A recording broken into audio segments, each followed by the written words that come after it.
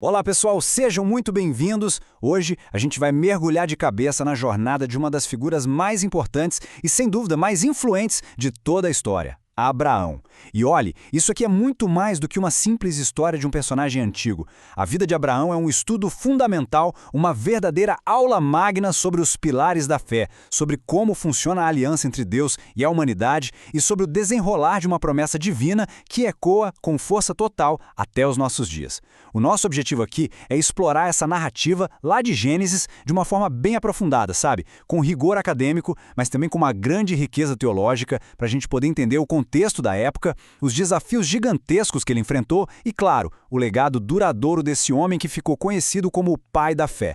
A vida dele não é só um capítulo na história de Israel, ela é um ponto de virada decisivo em toda a história da redenção. E entender bem essa jornada é com certeza essencial para a gente compreender todo o resto das Escrituras, do Antigo ao Novo Testamento. Para a gente poder organizar bem o nosso estudo, vamos seguir um roteiro dividido em 6 grandes partes, uma abordagem que mistura a cronologia com os temas principais. A gente começa com o chamado inicial, aquele chamado radical de Abrão, lá em Ur dos Caldeus, e vamos tentar entender o que significava largar tudo para trás daquele jeito. Depois, a gente passa pelas provações dele e pela formalização da aliança com Deus, que é o momento teológico central. Vamos analisar também a confirmação dessa aliança, com a mudança de nomes e o sinal físico. Aí, a gente mergulha no clímax da jornada de fé dele, lá no Monte Moriá, um evento que, de forma poderosa e comovente, já aponta para o Evangelho. E, por fim, a gente examina como o legado dele foi estabelecido para as gerações futuras, garantindo que o plano de Deus continuasse. Então, tá tudo pronto? Vamos começar essa jornada. Nossa jornada começa então em Gênesis capítulo 12. Pense no cenário. Ur dos Caldeus. A gente não está falando de uma vilazinha qualquer, não. Ur era uma das maiores e mais sofisticadas metrópolas da Mesopotâmia antiga. Um centro pulsante de comércio, de cultura e principalmente de religião. Uma sociedade que era profundamente politeísta, totalmente imersa na adoração de um panteão de deuses, sendo que o deus Lua, Nana, era a divindade principal. É nesse contexto, nesse ambiente de idolatria, que um homem chamado Abrão recebe um chamado direto, pessoal e absolutamente radical do Deus único e verdadeiro. E percebam bem, isso não é um convite educado, uma sugestão. É uma ordem divina que exige uma ruptura total com toda a estrutura de segurança dele, a terra dele, a cultura dele, a família e a casa do pai. Era um chamado para deixar tudo o que era conhecido por algo totalmente desconhecido, o visível pelo invisível, confiando única e exclusivamente na palavra daquele que o chamou. Agora, o que é realmente fascinante aqui são os 3 pilares dessa promessa, que vão formar a base de toda a aliança abraâmica. Primeiro, a promessa de uma terra, um lugar geográfico específico, Canaã, que se tornaria o grande palco da história da redenção. Segundo, a promessa de uma descendência. E aqui a gente já vê uma ironia divina, né? Essa promessa é feita a um homem já idoso, cuja esposa, Sarai, era estéril. Humanamente falando, era impossível. E Deus não promete só um filho, ele promete uma grande nação. E terceiro, que talvez seja o pilar mais abrangente de todos, a promessa de uma bênção. E essa bênção tinha um caráter duplo. Abraão seria abençoado para que ele pudesse ser uma bênção para os outros, culminando naquela promessa messiânica incrível de que em você serão benditas todas as famílias da terra. É fundamental a gente notar que a promessa vem de Deus de forma incondicional e a obediência de Abraão é a resposta de fé que coloca essa promessa em movimento. A fé de Abraão não foi só um sentimento, ela foi demonstrada na ação dele. Partiu, pois, Abraão, como o Senhor lhe havia ordenado.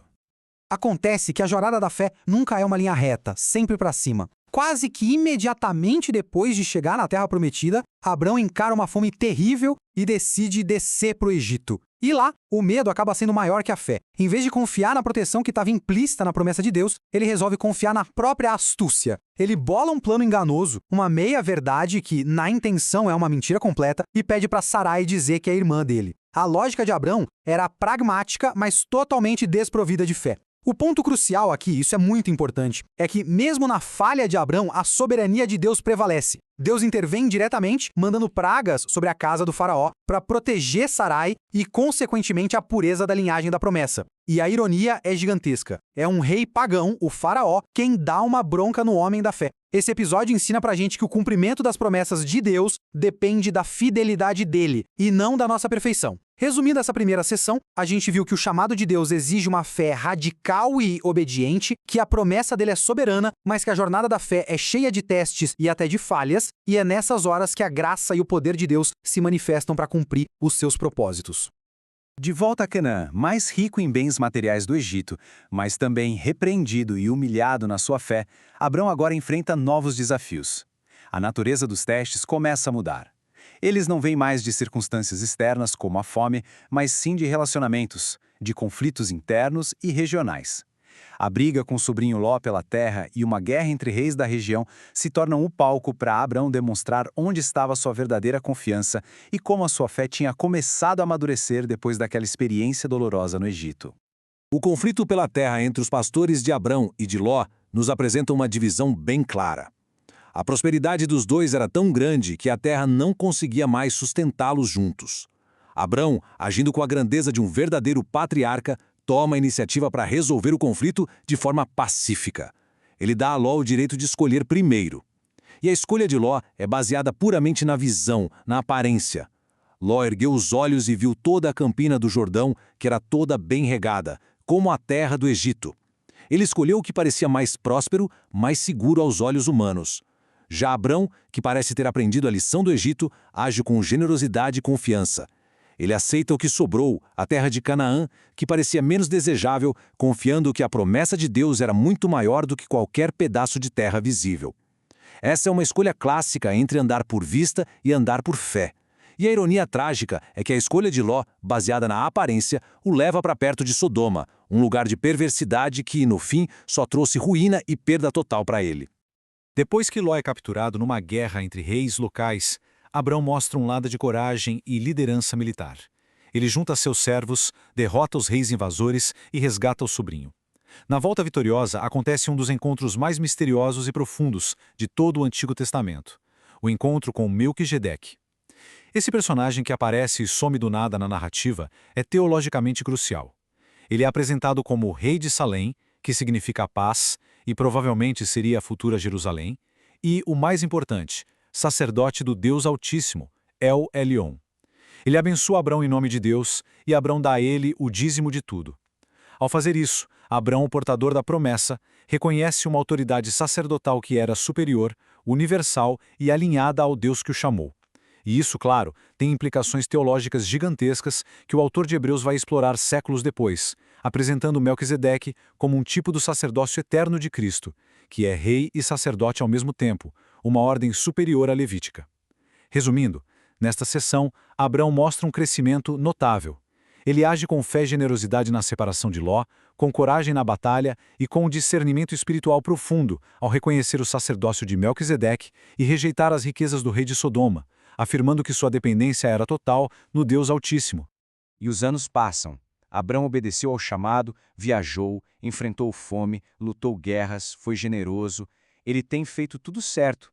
No entanto, a promessa central, o coração de tudo, a de ter um herdeiro, ainda não se cumpriu. O silêncio de Deus e a passagem implacável do tempo começam a pesar. A fé de Abrão vacila, e lá em Gênesis 15, ele desabafa sua dúvida e sua angústia diretamente com Deus. Senhor Deus, que me darás se continuo sem filhos? E a resposta de Deus não é uma bronca, mas sim um ato de profunda graça e segurança. A formalização da sua promessa através de uma aliança solene, um pacto de sangue que é um dos momentos teológicos mais importantes e fundacionais de todo o Antigo Testamento. Para a gente entender a dimensão do que acontece em Gênesis 15, a gente precisa voltar um pouco no tempo e entender o contexto cultural das alianças no Antigo Oriente. Cortar animais ao meio era um ritual super solene para fazer uma aliança. As duas partes do pacto passavam entre as metades dos animais, e o simbolismo era terrível e muito claro. Que aconteça comigo o mesmo que aconteceu com esses animais se eu quebrar a minha parte do acordo. Era uma automaldição. Agora, o que é absolutamente espantoso e teologicamente revolucionário aqui é que Abrão, depois de preparar os animais, cai num sono profundo e pavoroso. Ele não passa entre as metades. Somente a presença de Deus, simbolizada pelo fogareiro fumegante e a tocha de fogo, passa por entre os pedaços. O que isso significa? Significa que Deus está assumindo sozinho toda a responsabilidade e as consequências da aliança. Ele está jurando por si mesmo. É um pacto unilateral, de pura graça, garantido não pela fidelidade de Abrão, mas pela fidelidade inabalável de Deus.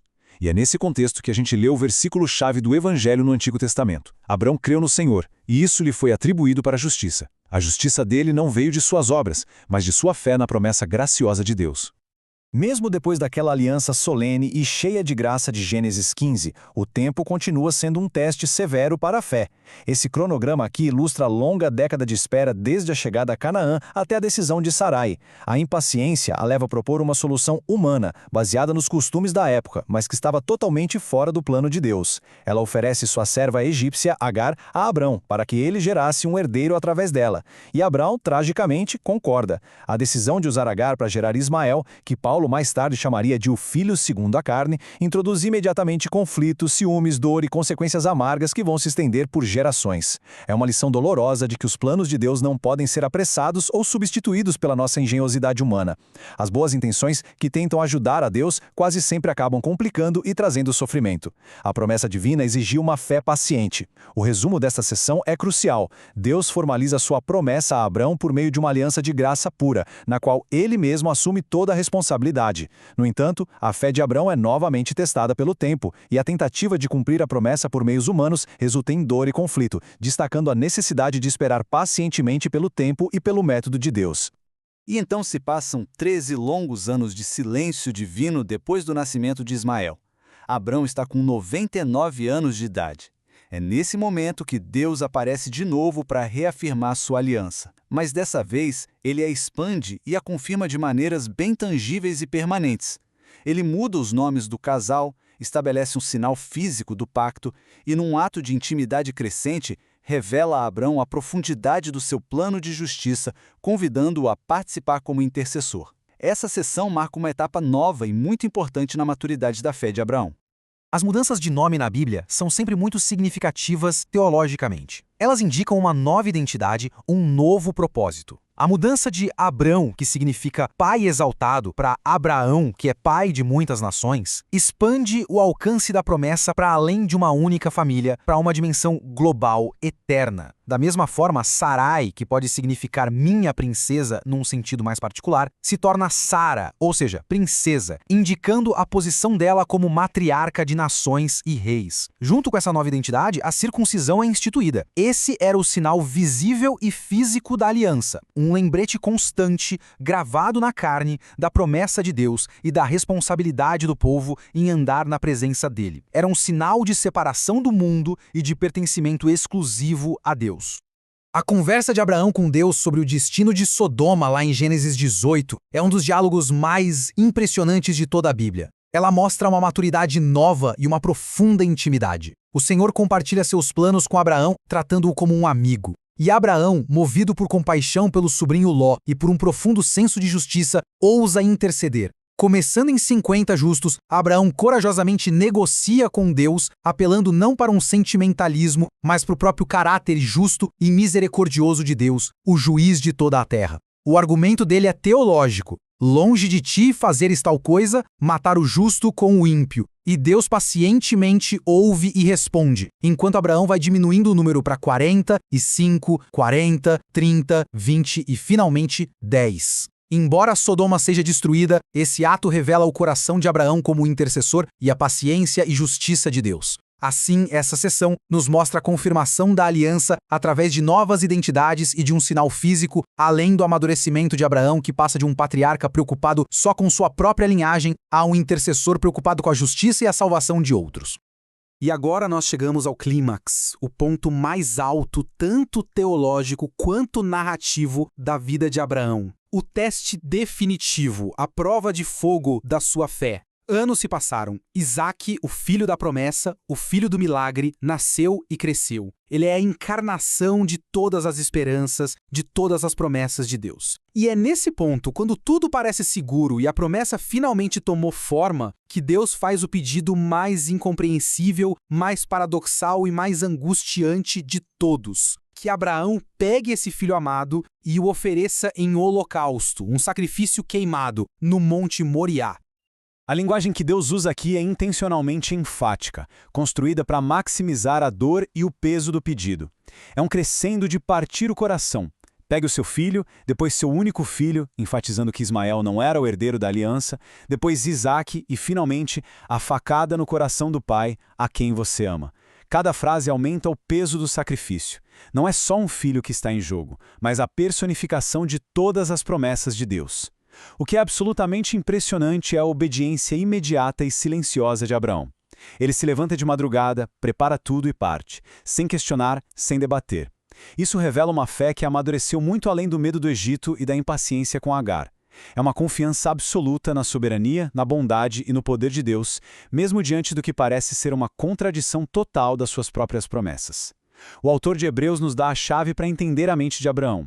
Ele concluiu que Deus era poderoso até para ressuscitar Isaque dentre os mortos. A fé dele não era cega, era uma fé lógica, baseada no caráter de Deus. Naquela jornada de 3 dias até o monte, o silêncio é quebrado pela pergunta inocente e cortante de Isaque. Pai, eis o fogo e a lenha, mas onde está o cordeiro para o holocausto? A resposta de Abraão é o coração dessa passagem, uma das maiores declarações de fé de toda a Bíblia. Deus proverá para si o cordeiro para o holocausto, meu filho. Isso não é uma resposta evasiva, mas uma profunda declaração de fé e de profecia. E no momento exato em que Abraão levanta a faca, o anjo do Senhor o impede. Deus de fato provê. Um carneiro, preso pelos chifres num arbusto, um substituto é oferecido no lugar de Isaque. E em resposta, Abraão nomeia aquele lugar de O Senhor proverá, ou Jeová Jiré. Esse evento é uma das mais poderosas tipologias do Evangelho em todo o Antigo Testamento. A gente tem o pai oferecendo o seu filho único e amado, a madeira carregada pelo filho, a submissão do filho e a provisão divina de um substituto no último instante. É impossível não ver aqui uma sombra vívida do sacrifício de Cristo no Calvário, a provisão definitiva de Deus, o cordeiro que tira o pecado do mundo. Resumindo essa sessão, a prova suprema da fé de Abraão revela uma confiança inabalável no poder e na bondade de Deus, resultando numa obediência radical que serve como um poderoso prenúncio da provisão redentora de Deus em Cristo Jesus. Depois da prova suprema lá no Monte Moriá, a narrativa dá uma acalmada. Os últimos capítulos da vida de Abraão, que vão de Gênesis 23 a 25, se concentram em estabelecer as bases para a continuidade da promessa. Com a sua fé provada e aprovada no mais alto grau, a atenção dele agora se volta para o futuro, para as próximas gerações. Ele age de forma deliberada para assegurar os elementos da aliança, a terra, a descendência e a bênção, garantindo que o plano de Deus avance de forma ordenada e protegida através do seu filho, Isaque.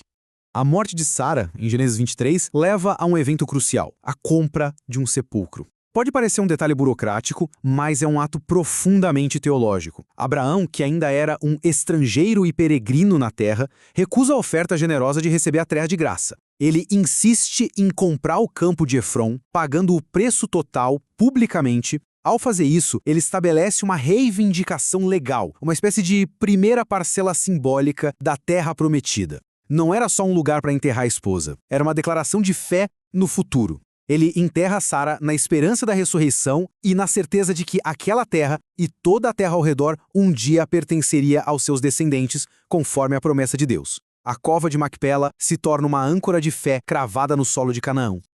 A preocupação final de Abraão é garantir uma esposa adequada para Isaque. Ele entende que a continuidade da aliança depende de uma linhagem separada das influências pagãs dos cananeus.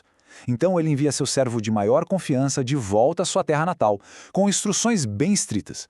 E a história da missão desse servo, detalhado em Gênesis 24, é um dos exemplos mais bonitos da providência e da soberania de Deus em ação em toda a Bíblia. O servo não confia na própria sorte ou na sua habilidade de negociar. Ele ora especificamente a Deus pedindo um sinal para identificar a mulher certa. E a resposta de Deus é imediata, precisa e milagrosa. Rebeca aparece e cumpre cada detalhe da oração do servo. Com o casamento de Isaque e Rebeca, o legado de Abraão está seguro. A promessa tem um veículo para continuar para a próxima geração. Nesta sessão final, a gente vê um Abraão idoso, mas focado, não em si mesmo, mas em garantir que as promessas de Deus tivessem uma fundação sólida para o futuro através de atos de fé bem concretos. Então vamos recapitular os pontos centrais da nossa análise sobre a vida de Abraão. Vimos que a fé autêntica é uma jornada. Ela começa com a obediência a um chamado que nos tira da nossa zona de conforto. Essa jornada não é livre de falhas e provações, mas são exatamente esses desafios que Deus usa para refinar nossa confiança nele. Aprendemos que o relacionamento de Deus conosco não se baseia no nosso mérito, mas é estabelecido sobre a rocha da sua graça soberana, como a gente viu na aliança incondicional que ele fez. Vimos que uma fé que amadurece transborda em intercessão pelos outros e se submete com alegria aos sinais da aliança. A fé verdadeira é testada ao seu limite, mas é nesses momentos impossíveis que ela aprende a confiar que o Senhor proverá. E, finalmente, uma fé com propósito olha para o futuro, agindo no presente para passar o legado das promessas de Deus para as próximas gerações. E a história de Abraão não termina em Gênesis, de jeito nenhum. O impacto dele reverbera por toda a Escritura. Para aprofundar o conhecimento, a leitura de Romanos, capítulo 4, é indispensável. Lá, o apóstolo Paulo usa Abraão como exemplo principal para explicar a doutrina da justificação somente pela fé, mostrando que a justiça é acreditada àqueles que creem. Da mesma forma, Hebreus capítulo 11 coloca Abraão na galeria dos heróis da fé, detalhando como as ações dele fluíram da sua confiança nas promessas invisíveis de Deus. A análise da tipologia, especialmente a conexão entre Melquisedeque e Cristo em Hebreus 7, é fascinante.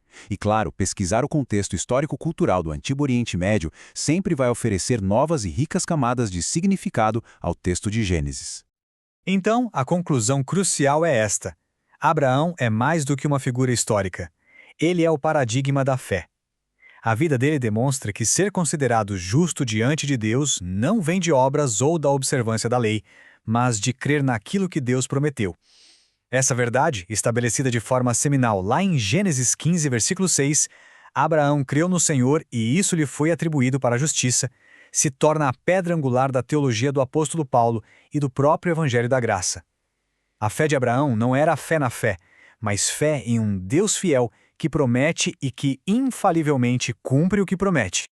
E este slide ilustra de uma forma brilhante como a promessa tripla feita a Abraão encontra seu cumprimento em múltiplos níveis, como se fosse uma profecia que vai se desdobrando ao longo da história. Houve um cumprimento literal e histórico na nação de Israel, eles herdaram a terra de Canaã, se tornaram uma grande nação e foram um canal de bênção. No entanto, o cumprimento final, mais completo e espiritual, é encontrado em Jesus Cristo. A promessa da terra aponta para a herança eterna na Nova Jerusalém. A promessa da descendência, como Paulo argumenta em Gálatas, inclui todos os crentes de todas as nações que são filhos de Abraão pela fé em Cristo. E a bênção para todas as famílias da terra é a própria salvação oferecida a toda a humanidade através de Jesus, o descendente de Abraão por excelência. E para encerrar, fica esta reflexão. A história de Abraão não é apenas um registro antigo. É um espelho e um convite para examinarmos a nossa própria fé. Em que promessas de Deus estamos nos apoiando quando a realidade parece contradizê-las? Onde somos tentados a confiar na nossa própria astúcia em vez de esperar pacientemente pela provisão de Deus? E será que estamos dispostos a obedecer, mesmo quando o chamado de Deus nos leva para fora da nossa zona de conforto, em direção a uma errança que só pode ser vista com os olhos da fé? A jornada de Abraão é o protótipo da jornada de todo crente, uma caminhada de fé na fidelidade de um Deus que cumpre suas promessas. Obrigado.